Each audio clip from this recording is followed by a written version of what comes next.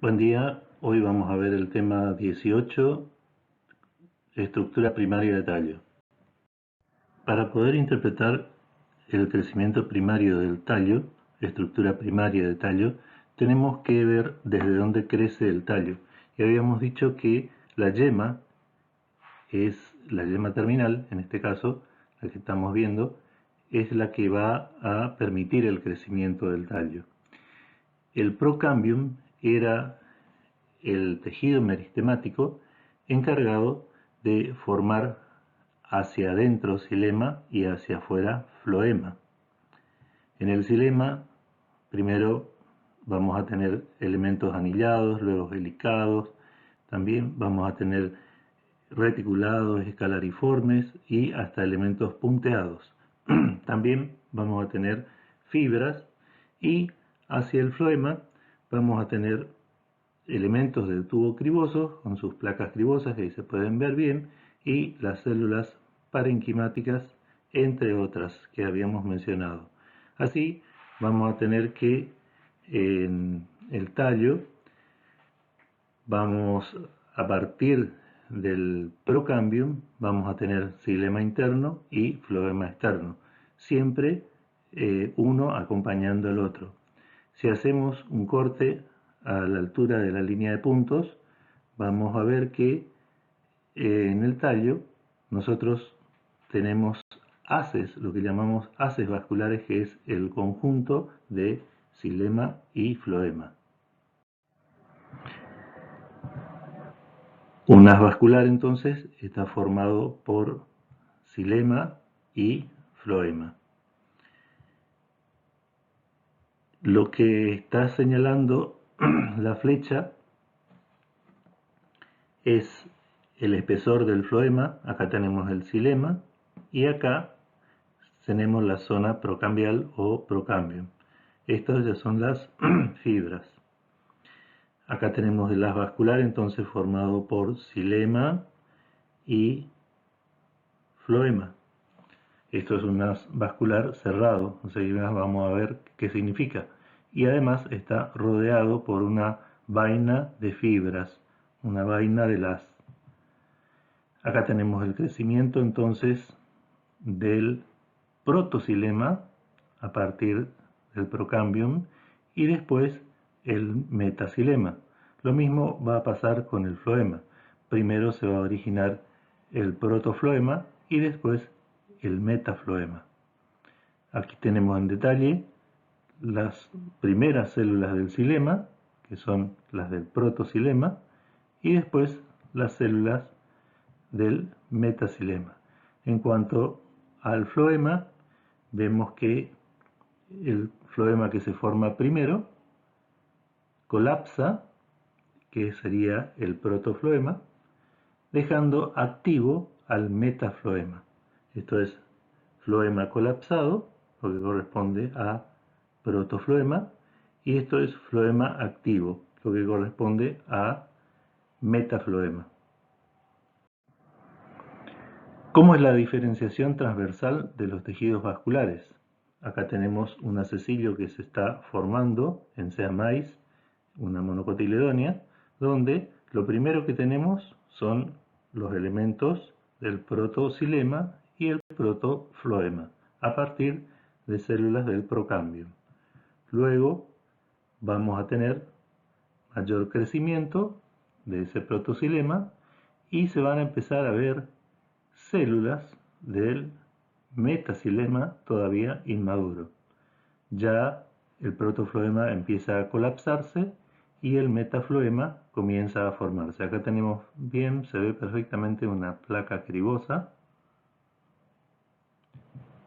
Y para terminar el acecilio, todo el protofloema se destruye formando un espacio que se llama laguna protoxilemática. Las células del metaxilema maduran y quedan activas.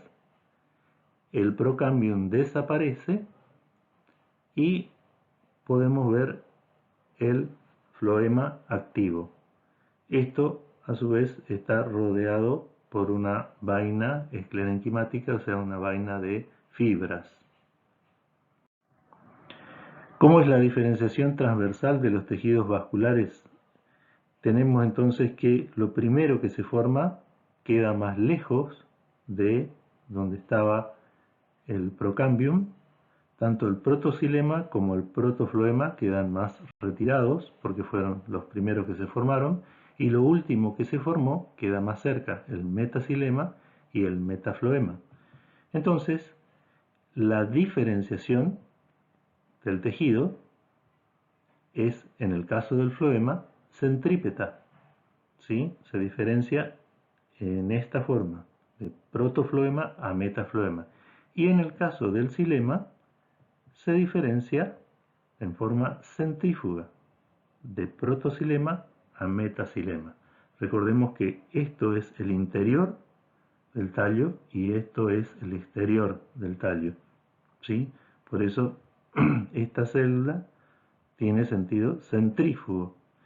De esta forma, al ubicarse el protoxilema en la parte interna del tallo, tenemos que el xilema es endarco. Vamos a clasificar los tipos de acecilios que podemos encontrar. Los llamados haces colaterales, haz colateral, tienen enfrentados el xilema con el floema. Vamos a tener un haz colateral cerrado, en el caso de las monocotiledóneas, cuando ya no hay procambium visible. O sea, el procambium terminó de desarrollar todas las células del xilema y del floema. Por eso se habla de un haz colateral cerrado. El haz colateral abierto tiene xilema enfrentado con floema. Esto es un casquete de fibras, a no confundir. El floema está acá y el procambium está acá. Todavía existe el procambium porque va a tener la finalidad de transformarse después en cambium, y este acecilio es característico de las eudicotiledóneas y gimnospermas que tienen crecimiento secundario posterior. También tenemos el llamado haz bicolateral. El haz bicolateral tiene tanto floema externo como floema interno. O sea, acá también había una línea de procambium que formó esta porción de floema interno. Y acá tenemos el procambium que formó el floema externo. En el medio queda el metaxilema con el protoxilema. Esto se llama haz bicolateral. El haz concéntrico o haces concéntricos pueden ser de dos formas. Pueden ser perixilemático o anfibasal, lo que significa que el xilema está por fuera rodeando al floema, y el haz perifloemático o anficribal, donde tenemos al floema rodeando al xilema. Rápidamente entonces vemos de nuevo a un acecilio colateral cerrado, como dije, característico de las monocotiledóneas. Cerrado implica que ya no tiene procambium. Cerrado hace referencia a que terminó su crecimiento, ¿sí? Donde queda el xilema interno, la laguna protoxilemática y el floema externo. A su vez, generalmente está rodeado por una vaina de fibras o una vaina de haz. Luego tenemos el haz colateral abierto, característico, como dije, de eudicotiledóneas y gimnospermas, que son las plantas que van a tener crecimiento secundario, donde vamos a tener un xilema interno, el procambium, el floema externo y un casquete de fibras por lo general. En el haz bicolateral abierto, donde esto podemos encontrarlo en algunas eudicotiledóneas herbáceas, por ejemplo en la planta de zapallo, vamos a tener que tenemos un floema interno, ya no vemos el procambium de cual provino, solamente vemos protoxilema y metaxilema, vemos el cambium que está separando al metafloema y protofloema externo. O sea, tenemos tanto floema externo como interno. Por eso lo llamamos haz bicolateral. Y la presencia del cambium hace que sea un haz bicolateral abierto. Y en los asecilios concéntricos, normalmente lo vamos a encontrar en pteridófitas, tenemos el perisilemático anfibasal, como dijimos, rodeando el xilema al floema, y el perifloemático anficribal, donde el floema, esto que está acá, está rodeando al xilema. Ahora vamos a ver distintos tipos de tallos primarios. Vamos a comenzar con los tallos primarios de pteridofitas, en el género Gleichenia. También vamos a ir viendo distintos tipos de haces vasculares. Acá vamos a tener entonces en el corte transversal del tallo representada la epidermis, luego un córtex parenquimático, una endodermis, que después vamos a ver cómo está formada, y un haz central único perifloemático. En el detalle vamos a ver en ese haz central único perifloemático la endodermis, como habíamos dicho, el floema externo y el xilema interno. En otro ejemplo, el de Adiantum, vamos a tener también la epidermis, luego el córtex parenquimático, el haz central único formado por una columna y una médula. Acá vemos el detalle donde tenemos entonces la médula interna, el floema interno, floema externo y xilema en el medio. En el ejemplo de Polypodium también vamos a tener una epidermis, un córtex parenquimático y la endodermis, que va a estar rodeando haces concéntricos perifloemáticos, varios haces concéntricos perifloemáticos dispuestos en círculo. En el detalle de un haz concéntrico anficribal vamos a ver el floema rodeando al xilema.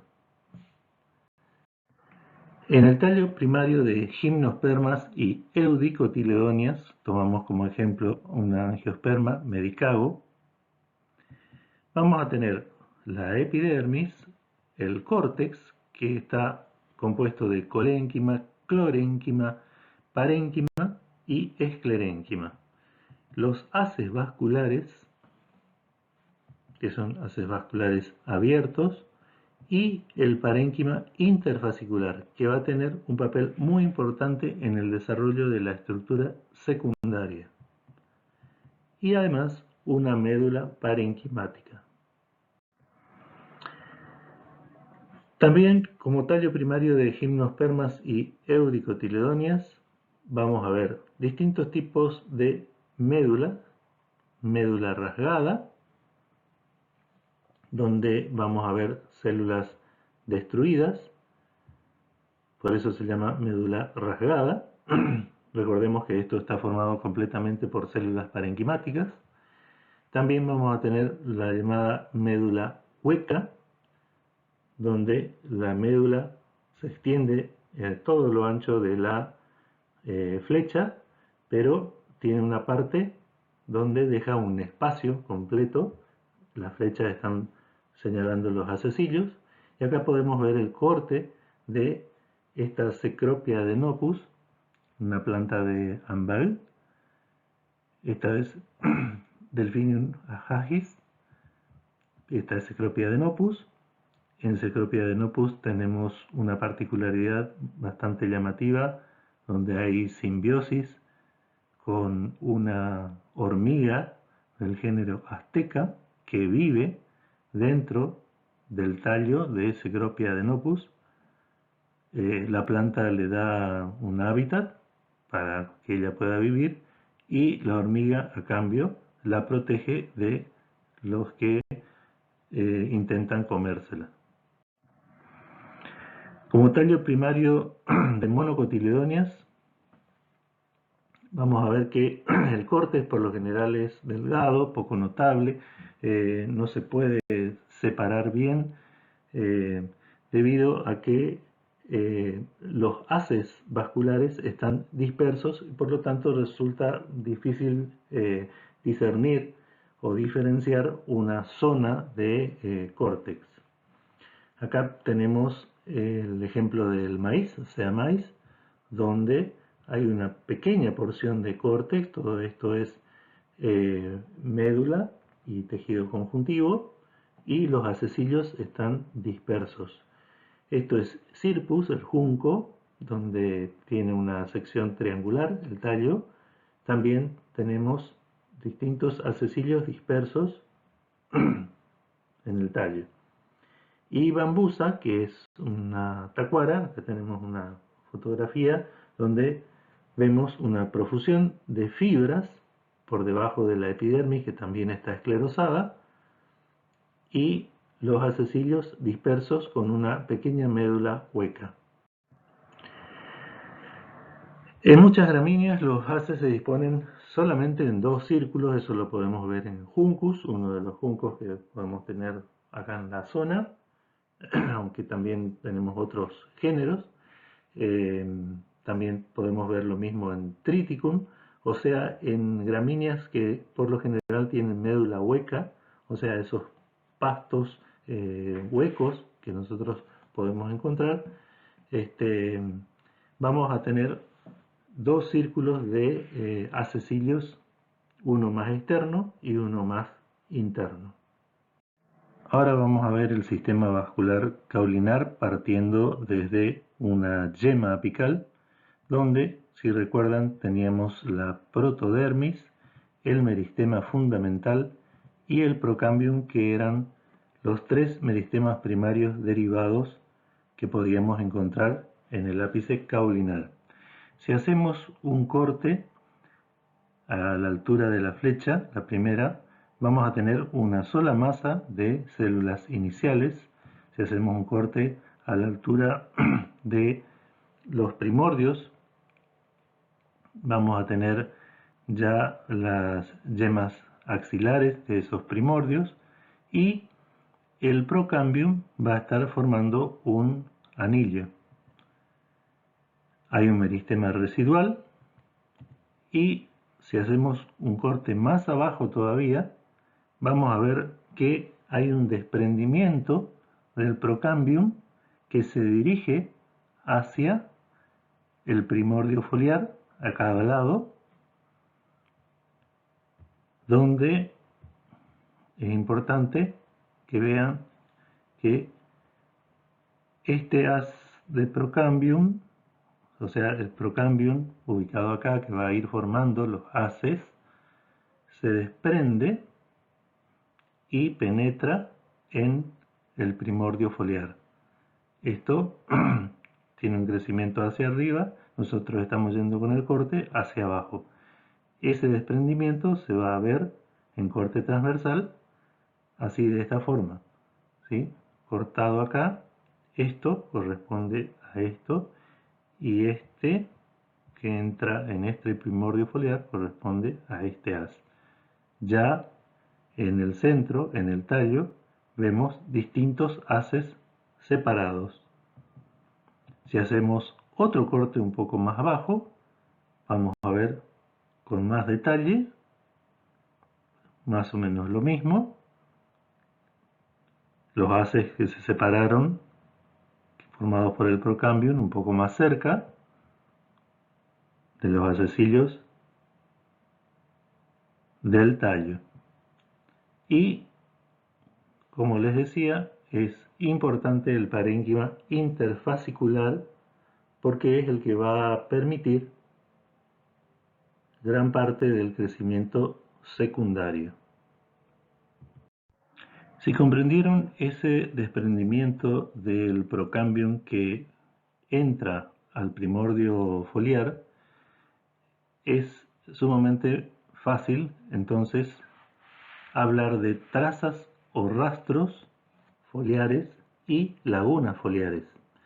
Acá tenemos la representación esquemática tridimensional de algo más o menos similar a lo que estábamos viendo anteriormente, pero ya más crecido, más desarrollado el tallo, donde vamos a tener el desprendimiento de una hoja, ¿sí?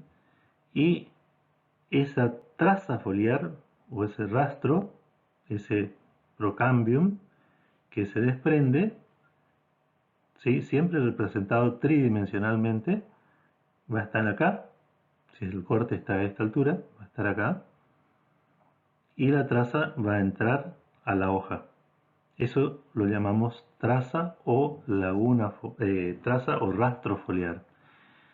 Por encima de esa traza va a quedar un espacio que se rellena con células parenquimáticas, y ese espacio relleno de células parenquimáticas lo vamos a llamar laguna foliar, que está representado esquemáticamente de esta forma, acá en la vista desde arriba. Cortando esto un poco más abajo, vemos desde donde aparece el desprendimiento, que después va a entrar a la hoja, y acá, más abajo, vemos todo el haz junto. Ahora, los números de trazas y lagunas van a variar según las diferentes plantas, y toda esta estructura que estamos viendo, va a determinar los distintos tipos de estructura nodal de la planta. Para complicar un poquito más, tenemos que recordar que en el nudo, aparte de la hoja, esto sería la estructura nodal, un nudo que va a formar una hoja, la traza foliar penetra en la hoja, dejando una laguna foliar cubierta de células parenquimáticas, pero ¿qué tenemos siempre en la axila de la hoja? Una yema axilar. En esa yema axilar necesita estar inervada para poder formar posteriormente una rama que puede ser vegetativa o reproductiva. Yema axilar formando una rama. Esto va a penetrar en la hoja. Tienen que tener muy buena imaginación. Esto es una estructura tridimensional representando al tallo, ¿sí? Solamente en lo que hace a conducción, tejido de conducción. Entonces la traza foliar va a inervar la hoja, y la traza ramular o rameal, también llamada rameal o ramular, va a inervar la yema axilar, que posteriormente va a desarrollar una rama. Esta traza ramular también tiene una laguna ramular, que también obviamente va a estar rellena de células parenquimáticas. Y acá vamos a ver diferentes tipos de estructura nodal, las variables que puede haber. Habíamos dicho que los números de trazas y lagunas foliares dependen de los distintos tipos de plantas. Entonces estos son cortes transversales de tallos con diferentes tipos de estructura nodal.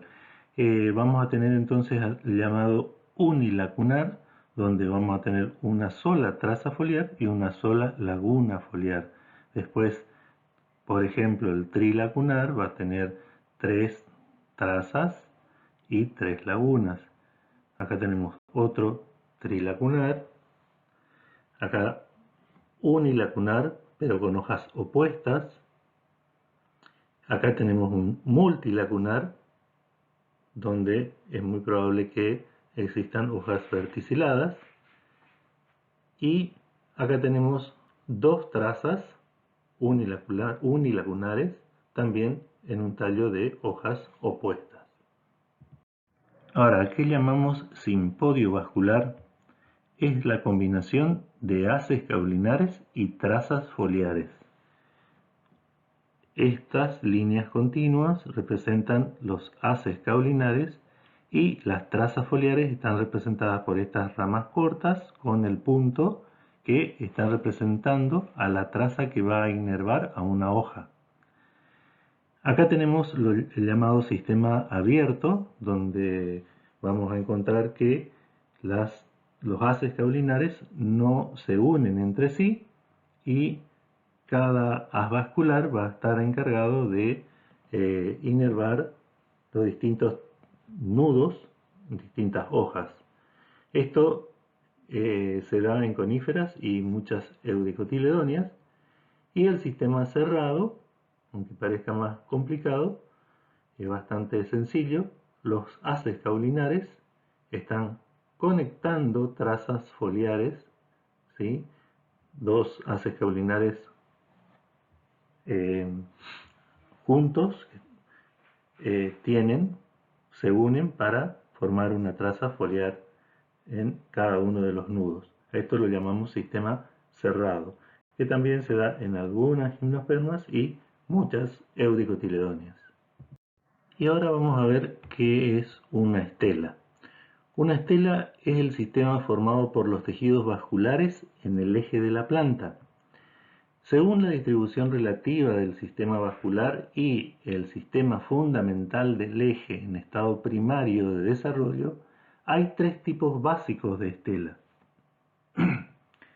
La protoestela, donde hay un tejido vascular compacto en el centro.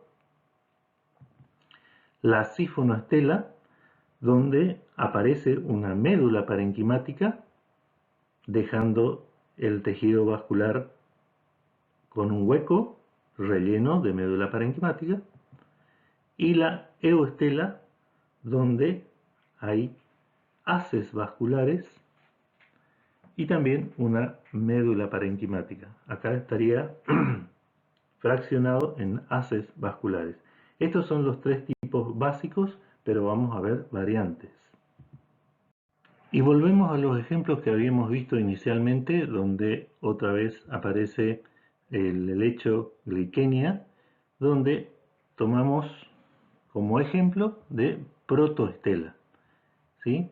Habíamos visto todos los tejidos que formaban este rizoma, este tallo, y habíamos visto que tiene una columna central maciza de xilema rodeada por floema, ¿sí? Esto representa entonces una protoestela, un tejido central, tejido vascular central macizo. Luego tenemos el ejemplo de Xylotum, donde ya hay una variante de esa protoestela, ya que toma forma de estrella la disposición del tejido xilemático, rodeado siempre por floema. Entonces, esto particularmente se va a llamar actinoestela. Otra variante de la protoestela es que el tejido vascular esté fragmentado. El género representativo de esta es Lycopodium. Está fragmentado, hay fragmentos de xilema donde cada uno a su vez está rodeado de floema. A esto lo llamamos plectoestela. Luego tenemos la sifonoestela. La sifonoestela representada por Botrychium, donde tenemos, habíamos dicho, un cilindro de tejido vascular y una médula de células parenquimáticas. Rodeando esa médula de células parenquimáticas, entonces me queda el cilindro de xilema rodeado por floema. En este caso se llama sifonoestela ectofloica porque el floema está por fuera solamente. En el caso que habíamos visto anteriormente de Dentaetia, tenemos la sifonoestela anfifloica. La sifonoestela anfifloica se caracteriza porque tenemos una médula parenquimática, después tenemos floema interno, xilema en el medio y floema externo. Por eso es sifonoestela anfifloica. Otra variante de la sifonoestela es cuando se fragmenta ese cilindro y quedan porciones de haces formando lo que se conoce como dictioestela. Esto sería el cilindro de la sifonoestela fragmentado en haces. Cada uno de esos haces es un haz concéntrico anficribal, en este caso, en el caso de Polypodium. Y así se forma la dictioestela. Después tenemos el caso de la euestela, que es el caso característico que vamos a hallar en las eudicotiledonias y en las gimnospermas, porque es el que nos permite un crecimiento secundario. Vamos a tener haces vasculares, una médula parenquimática y parénquima interfascicular, ¿sí? Acá vemos una aristoloquia donde tenemos un corte de tallo anguloso, donde tenemos los hacecillos abiertos y parénquima interfascicular. Una variante de la euestela es la atactoestela, es la estela característica de las monocotiledonias y de muchos representantes de grupos basales, de lo que antes conformaban el grupo de las dicotiledonias. La estela anterior, la euestela, les había aclarado que era típico de las eudicotiledonias y gimnospermas.